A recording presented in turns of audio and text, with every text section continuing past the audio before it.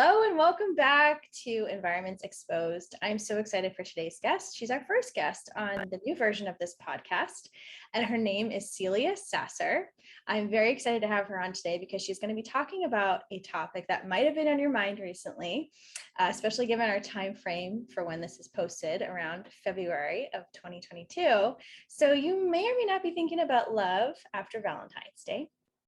And today we're here to talk about manifesting love with the moon. And so if you're familiar with our methods, the space method, spiritual, personal area, companion and community environments, this is the spiritual component of the method. We're going to be talking about the moon, the divine feminine, and I'm really excited to dive into today's content because Celia has some really good and juicy tips for us on how to manifest love with the moon. So welcome, Celia. Hi, thanks for having me. Thanks for coming on today. Would you like to share a little bit with the audience about what you do? Yeah, I'm a manifesting coach and I create products to help women step into their power and to manifest in all areas of their life. Fabulous. I love it. And I was literally just drawn to your website. We were talking earlier about how did I find you? And I was like, honestly, I can't remember exactly, but I know it was online and I know I was attracted to your website. And I thought, wow, she seems really, really neat. And I'd love to collaborate with her. So well manifested. But of course, this is what you do. So there you go. So thanks it's funny though, it's like once you let something go with the manifesting process, something comes in. And I had just recently let go of something. And then all of a sudden I got your email. Oh, there you go. Yes, that's such a good point. We have to release things in order to make room for new things to come in. So that's really beautiful. I love that share. So thanks for joining us. And I'd love to just dive into a couple of questions I have that I think our audience is going to really love having the answers to. So what are like a few really important things? Because I know people hear a lot of information, a lot of really good information out there. And then unfortunately, sometimes there's misinformation too about manifesting, or what I would prefer to say is incomplete information, right? There's a lot of incomplete information about manifesting out there, which unfortunately ends up turning people off. They're not doing it right. They watch a few YouTube videos and they think, oh, this is how to do it. So there's a lot obviously that we're going to cover in this program, and just also know everyone that we couldn't possibly go over everything you need to manifest love with the full moon in this program. We wouldn't have time. We could talk about this for days, right? So I'd love to just touch upon a few of what you believe are the most important things that a woman or feminine identifying person could know about manifesting with love with the moon. So with the process of manifesting, you have to be clear about your intentions. And so the reason why I use the moon's energy is because she takes us through a new lunar cycle where we connect to the phases for growth. And so pretty much when you're connected with her energy, you automatically know when it is time for you to manifest and the process through it.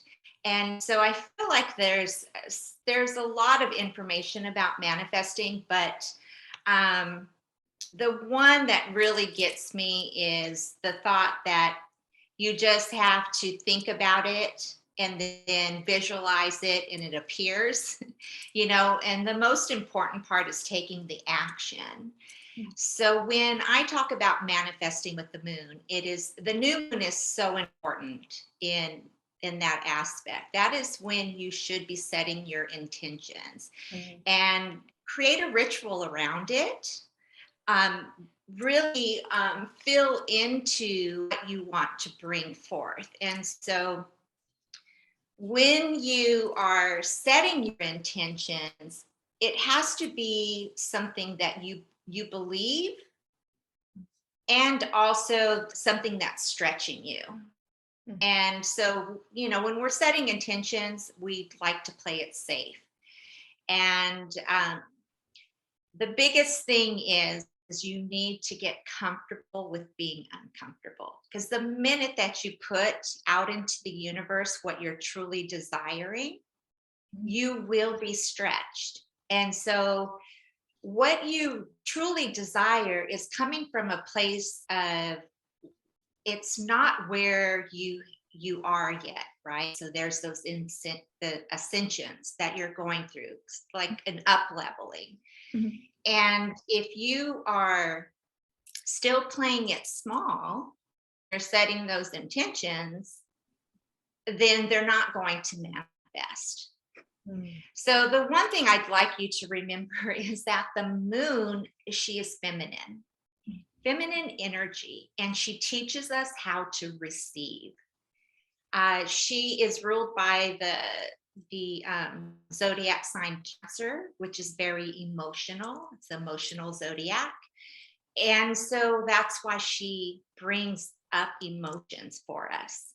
So when you think of like the word lunatic, Luna means moon, and that's why some people go a little crazy around a full moon.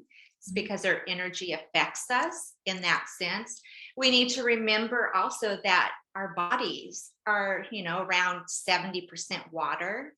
And so if you ever wanted to know how she affects you, just go to the beach and see how the moon. Yeah. And another thing is that her energy, so there's a magnetotel, and she enters into the magnetotel 3 days before and 3 days after a full moon. So that's why you feel those energies intensely 3 days before a full moon and 3 days after. And you can feel emotional. You can also feel dizzy, lightheaded, because she just really gets things turning in us. Yeah. And because she is, go ahead. I'm sorry to interrupt, but I wanted to, you had said magnetotel. What does that mean? That means it's a magnetism, right? But what is it? Is that what that means? So it's a magnetotel. It's like a sphere that surrounds, it's like an oval sphere in the universe that surrounds the moon energy. And so she's entering it into it and then moving out of it during the full moon. Okay. So if you think of it as an oval, it's like when the energies are most intense is when she is closest to it, to the oval. So if you think of an oval on the sides of the oval, when she enters into that space, that's when her energies are really intense. Okay. And where does the magnetotel come from? Is it something that's created by? It's just the energies of the moon. So it's kind of like, okay. Yeah, it's kind of this swirling, intense magnetic waves that just form around her. Yeah. Yeah, I always found that so interesting. And it's a perfect, and I love the analogy you just shared, because I mean, my goodness, I think there are a lot of folks out there that believe that astrology and moon dynamics aren't a thing, but you can literally, like you said, and I share this with people too, go to the beach, the tides. If the moon is doing that to the water in the ocean, what do you think it's doing to the water in your body? Right. Because we are, like you said, 70% or so water. So the idea that we're not impacted by this is like, yeah, okay. And even when you're dehydrated, when you're dehydrated and you're not drinking enough water, that intense energy that she's pulling towards you will cause those, where you might feel kind of off, and you could even experience vertigo. That's a really good point. I hadn't thought about that. So for folks listening, this is another great reason to stay hydrated. We want to stay hydrated anyway. Say what? Everything is connected. Yes, everything is connected. That is such a wonderful thing to mention. So meanwhile, I'm over here. Yeah. Getting myself hydrated too. I love that. So I didn't mean to interrupt you, but I just thought that was a really good point to kind of really nail down for people is, this magnetism that the moon has. And I love what you said too about the moon being feminine, and there are so many literal ways to kind of look at that, right? But what you'd mentioned too is that Cancer, the zodiac sign, rules over it, right? So if you look into astrology and what the whole Cancer, we can't get into, we're not going to get into that today, but the whole, like, what the astrology is behind that, that's really interesting as well. I also love to think about it sometimes too from like a literal perspective, where we think, well, not literal, but what I want to say is like translating what it means to be feminine. Like if we define what feminine is, one of the qualities that people often list is it's being in receiving mode.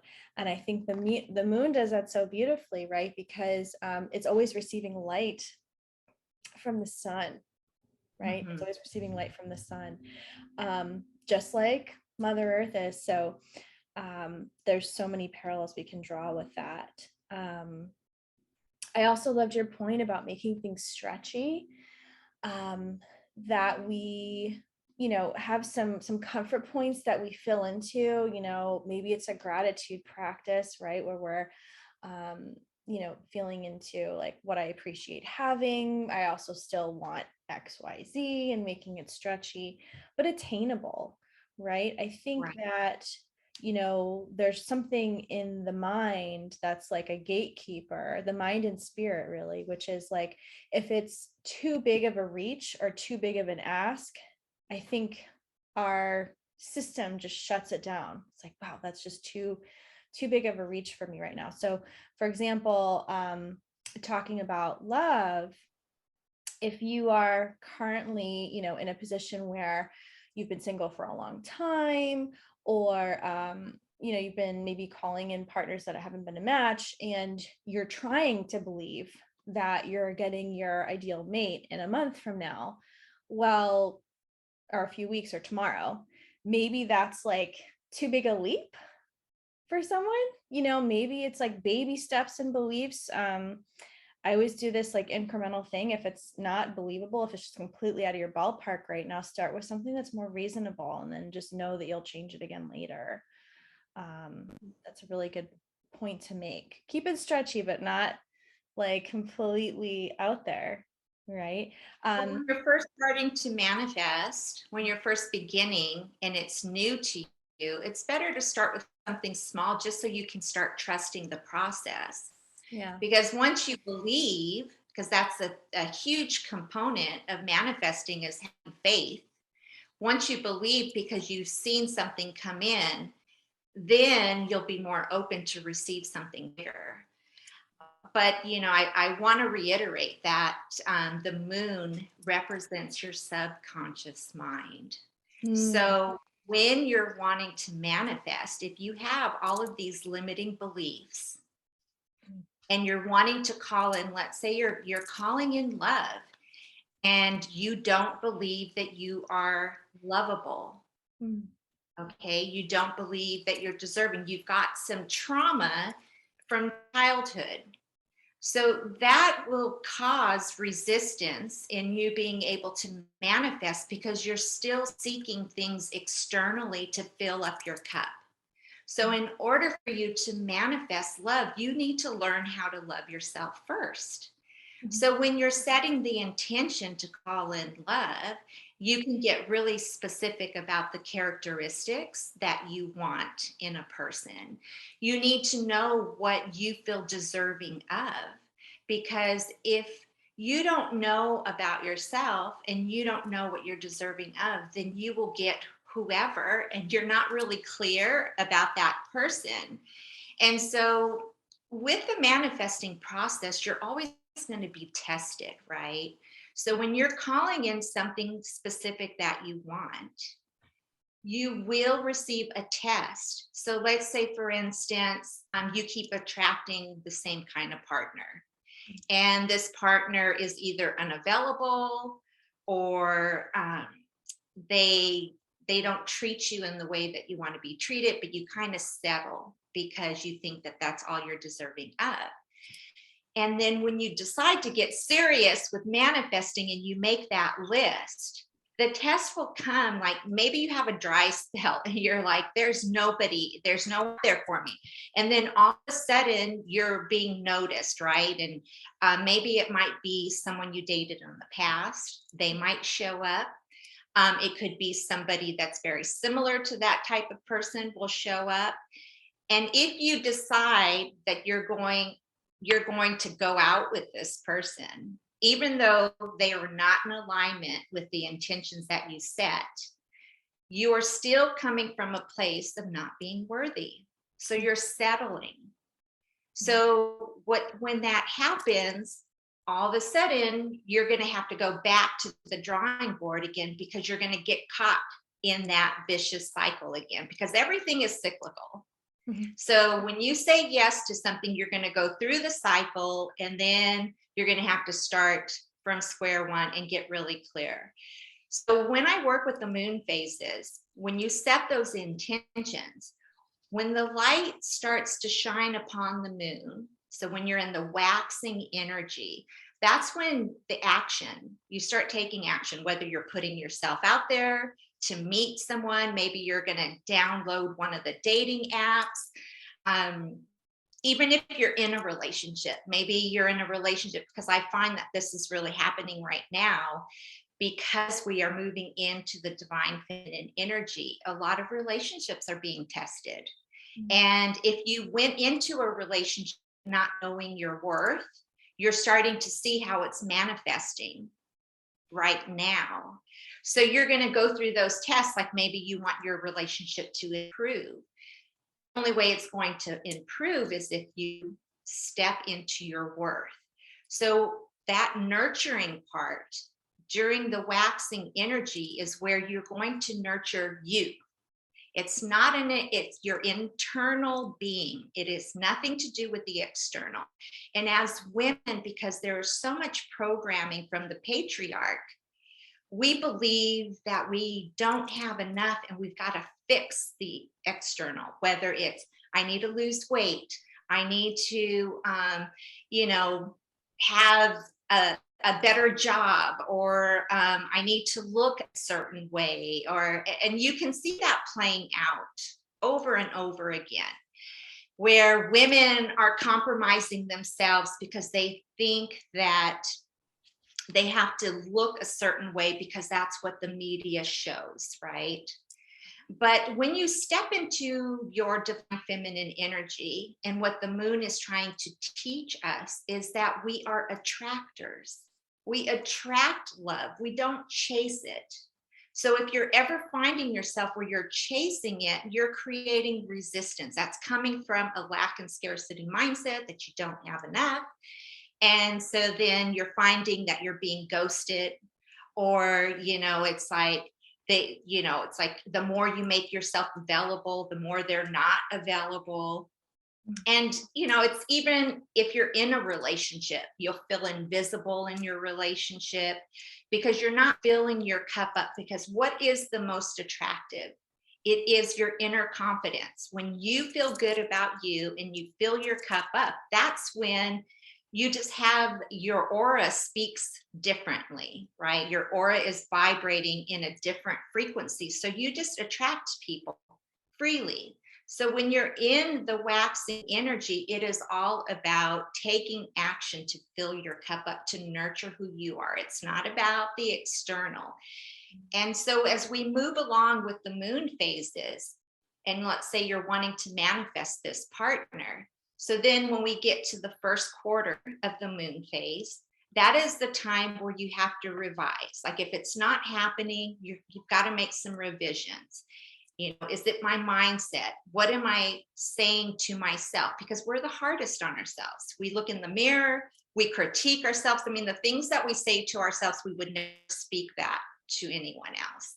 And so that's where your subconscious mind is being challenged. That's where the moon takes us through that energy, because she wants us to bring that to light so that we don't bring it into another lunar cycle. So as you get into the first quarter, you can see where, if your manifestations aren't working out, where you need to tweak some things, regarding to your mindset. When she's at her fullest, That's why we get so emotional, because she's really bringing all of that stuff up to surface. So if you've been doing the inner work, you will see changes, and you'll see that you're manifesting, that it's getting closer. But if you're not doing the inner work and you think you can stay the same and still attract something at a different level, she will energetically bring that out. And that's when she's at her fullest. So that's why we get so emotional. Mm. And so that is why it's important during a full moon that you create a ritual around letting go of the aspects of yourself that you are no longer aligned with, Mm. doing the inner work, healing those wounds that you keep carrying in, because you're just manifesting more of what you don't want because you're not healing. Mhm. So, and then after that, it's like you go into the last quarter. And the last quarter, you'll go into the waning energy. And the waning energy is very introspective. And the last quarter is asking you, what else do you need to let go? What do you need to change in your surroundings? What do you need to, you know, create more space? How are you going to create more space for what you're trying to call in? And it's all about the healing process. And then we go through another lunar cycle. And it's beautiful because when we use the lunar cycle to manifest anything in life, it's not so linear. We don't feel like we're running out of time. It's very fluid energy. It's an unfolding of who you are. And so you're open to all that's coming in. But when we get uncomfortable, because all of that stuff, it's your shadows, right? They're going to come up to the surface when the light is at its brightest. If you keep pushing it down, you're going to keep getting more of what you don't want. So that's why people think manifesting does not work, because they're trying to skip the inner work. Yeah. And the universe is trying to get us to grow, right? We're in a growth process. We're here on earth because we are part of everything that we see that is growing. We are growing too. And so that's why I think it's beautiful when you connect with her energy, you can see yourself growing. And sometimes it gets pretty damn ugly. Yeah. You go through those dark nights and you're just like, what the hell is going on? Everything is falling apart. And I do tarot as well. And in my tarot reads, that's called the tower moment. And so when you experience that tower moment, it is not because you're being punished. The universe isn't trying to punish you, it's trying to shake you up and see where your life is on repeat, because that's what you don't want. And so you get all of that stuck energy. If you're feeling stuck, it's because you're not taking the action. Yeah. You're not taking that leap, and you're not doing the inner work. It's always an inside job. It is not the external. And we're so programmed to the Mm. external. Yeah, we really are. And that's such a good point. There's a number of points I want to circle back to because I just love like so much of what you said. The feminine aspect of things, right, which we're talking about with the moon, she does not care so much about our timelines. And our timelines actually, interestingly enough, really derive from the push masculine patriarchal society that we're in. So I find it really interesting. You know, one of the questions or concerns that often comes up with people is, why isn't it happening now? Where is it in this urgency? And it's interesting that, we aren't often asked, but I believe the moon and cycles are prompting us to ask ourselves, what's the rush? What's the urgency? Where is this coming from? Is it real? Because sometimes there's urgency that's real, but most of the time it's kind of manufactured, right? And it's Yeah. manufactured by the patriarchy that we're in. So I think that's a really interesting point. The cycles, and as you describe them, really have the potential to ground us in what's really urgent and front of mind and what we can let go of. And I love how you framed the cycles, right? talking about kind of the first quarter and, the curiosity around that, around what's working and what's not working. Also love what you shared about the full moon and how often that brings up a lot of contrast for people. So while some areas might be really vividly blooming, some areas might be going to crap, you'll see some kind of big contrast. And that's why, like you said, people often get really emotional because they're seeing so much juxtaposition between what they want to have and what they don't kind of coming up. And then that last quarter, that's really kind of, I don't know, I would call it like quality control. I don't know. Does that resonate? Right? Where you're like, Yeah. okay, like we're going to be wrapping up soon. Like, what do we need to kind of like, what else do we need to look at? Right. And I really love what you said about creating space, because this really is about, our environment, the relationship that we have with the moon, with our spirituality, with our subconscious. Right. And that was a really big point too, that I wanted to drive home for people, because I hadn't thought about it this way. The moon represents our subconscious mind, but that completely makes sense, as far as like talking about, the masculine and feminine, and the feminine representing different parts of the mind and whatnot.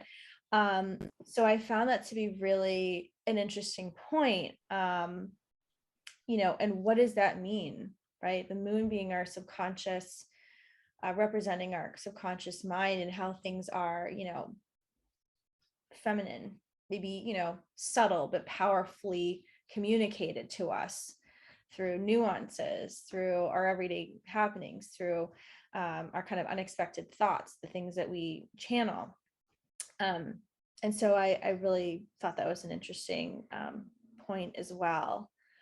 The internal, Remember that yeah, uh, remember that your subconscious thoughts are things that are buried in the dark. So, the moon represents the darkness, and yeah, she gets brighter because the sun is penetrating his light onto her. mm, So that's where your subconscious, it's things that you have a lot of guilt and shame around that you keep hidden. It's also those limiting beliefs that show up in your life as a habit of who you think you are, but it's really not your true self. It's just part of the programming. yeah, Because even with epigenetics, we're finding that part of our programming is coming from our DNA. lineage, It's yeah, ancestral trauma that's being passed down from generation to generation. And so, whatever your feelings are around love, for instance, with my mom, she didn't have a very high self worth. She was a child of war. mm, And so for her, it was always about finding the husband, right? And being very submissive and not really having any value.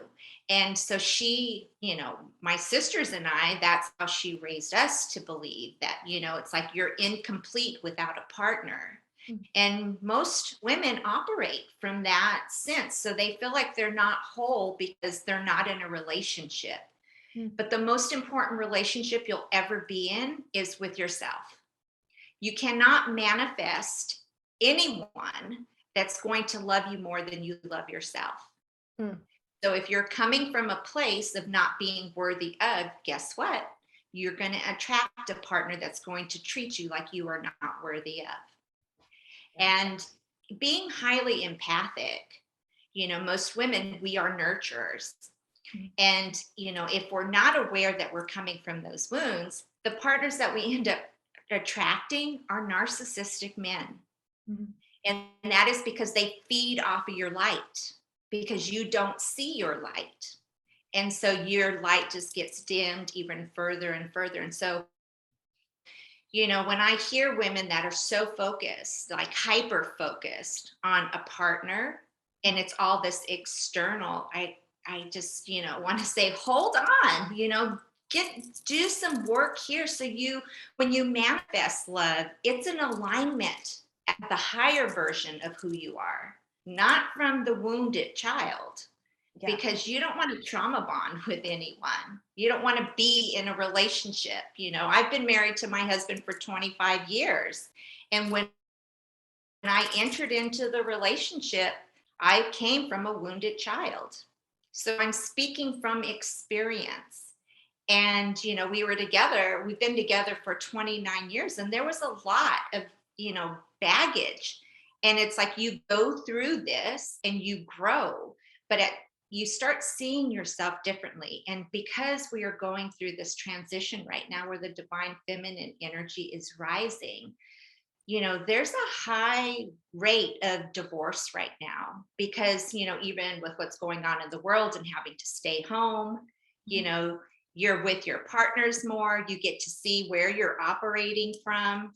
And so it's getting back to your worth. So that's why when I was talking about, wanting to manifest love, it's not always manifesting love, new love. It could be manifesting love from the relationship that you're in now, because you've got to transition.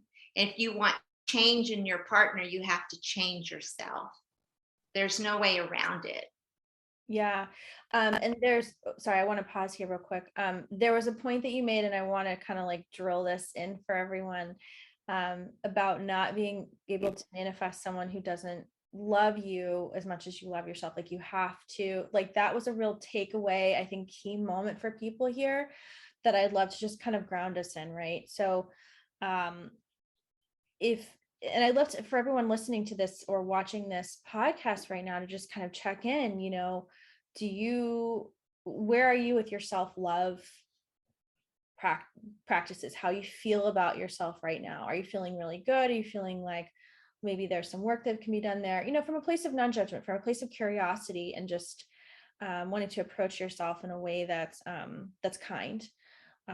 Just looking at, where are you with that? How do you really feel about yourself right now? Because I think this is really important. And Celia, you touched upon a really important point about, especially because we do have an audience that is creative and sensitive, and there's a lot of empaths in this group as well. And looking at who we're attracting and who we keep in our vortex, right? And how we sometimes have to look beyond that. I know there's a lot of empath and sensitive patterns as far as, what we have to kind of remind ourselves on, when we are looking to attract a partner. All the red and pink flags that we sometimes find and overlook, or one of my favorites, staying with a partner because of potential and not what they actually are, right? Because especially for those of us, and I really want to touch upon this too, and I think you'll probably resonate with this, is the potential of someone is such an interesting thing, because we are spiritual beings, and many of the people listening and watching this are creative and empathic and sensitive and spiritual.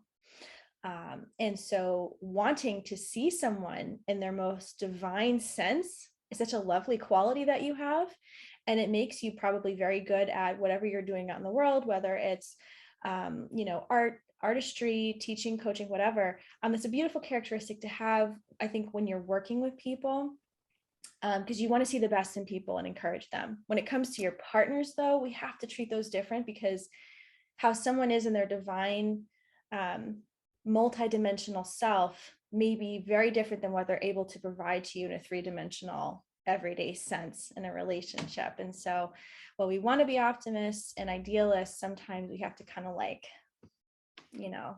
rein that in.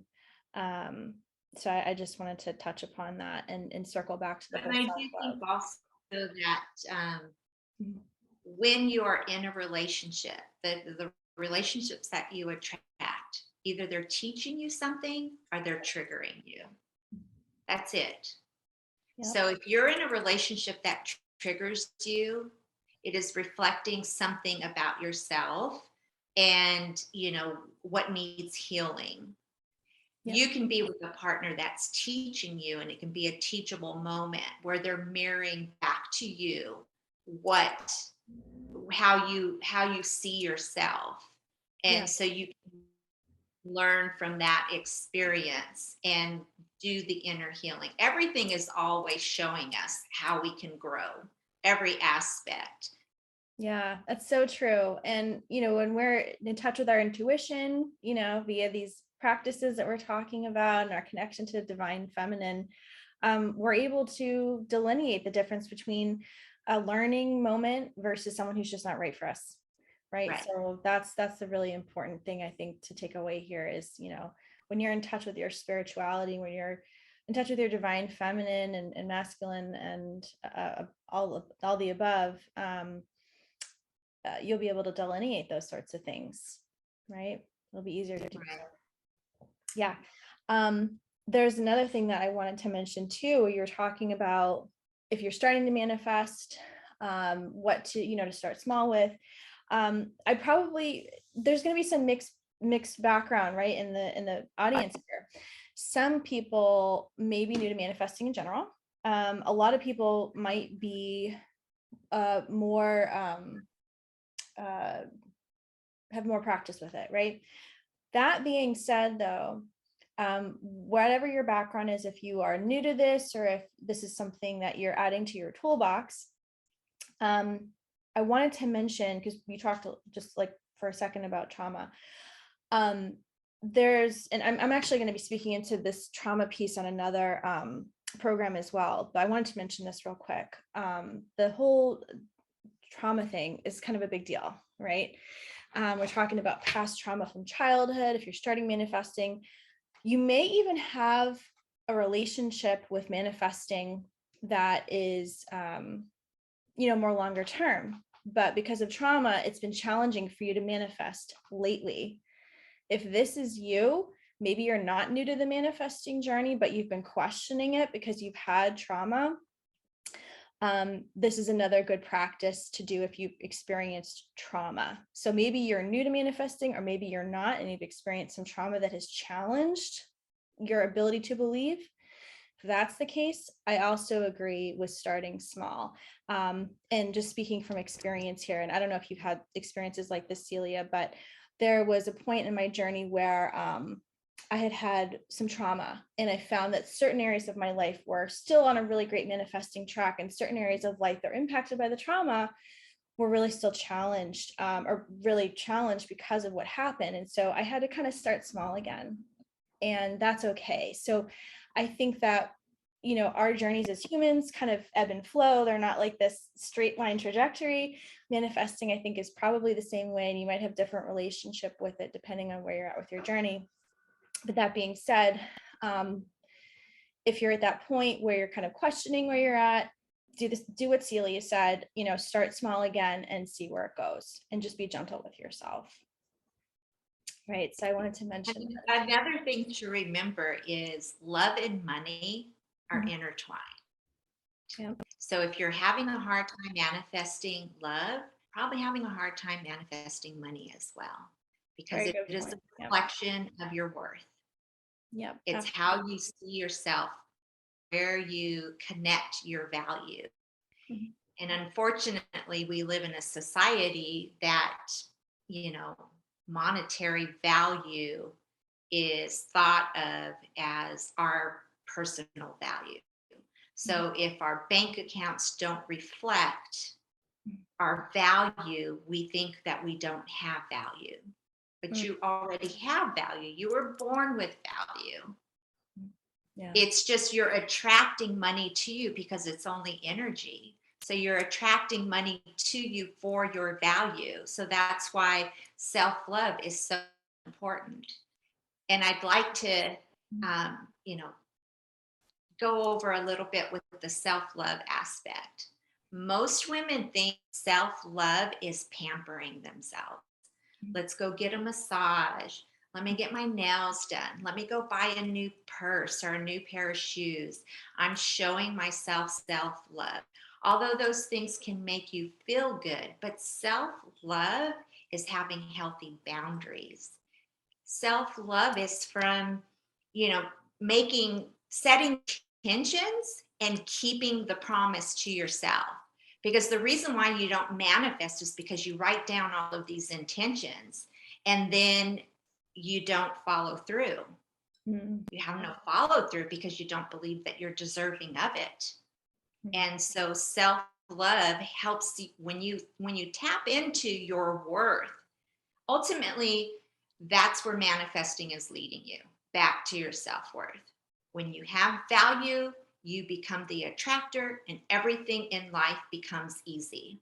When you believe that you don't have value, and you're letting all of your subconscious thoughts, because they do show up in your life as a habit and you're unaware, they're running the show. And so that's where I like to say, all you have to do is take a look at your physical surroundings. Take a look at the people in your environment, where you live, the the job that you're working at, or the business you're creating, or everything in your environment, and it will show you what you are thinking, how you feel about yourself. Because whether you believe it or not, whether you believe in manifesting, you are manifesting all the time, all the time. So it's not something that you need to learn how to do because you're already a manifester. It is doing that inner work. That's beautiful, Celia. I agree with all of that 100,000%, especially that last piece about the audit, the environment audit, right? So we have to wrap our program. I would love to continue the conversation. We just have a time constraint here, but I've loved having you on the show, Celia. Would you like to speak briefly about, you have an offering, and I'd love for you to share that real quick with our audience if you would like to do that. Yeah. So I have a book that I just self-published. It's called She's Magic: Learn How to Play the Game for an Enchanted Life. So this is about women empowerment. I put it in practical senses so you can kind of ask those questions. Everything that we've been talking about right now, it sets the ground for it. So it's the object of the game, it's the rules of the game, it is the challenges of the game, and how to play the game. And this is all about manifesting and really learning about who you are. And you can find that on Amazon. And this is the cover here. Show it really quickly. Thank you. Love that. Yeah, and so and I go over with manifesting with the moon, and it's available on Amazon. You can either We'll have a search. link. Yeah, we'll have a link in the program so people can go right to it. So yeah, that is beautiful, Celia. I'm looking forward to seeing that as well. So check it out, everyone listening and watching. Thank you so much for joining us today, Celia. This is a fabulous conversation. I know I could talk to you about this stuff for hours and just jam out on it, but unfortunately I have to wrap. But anyway, thanks for coming, and enjoy the day, everyone. thanks for the invite.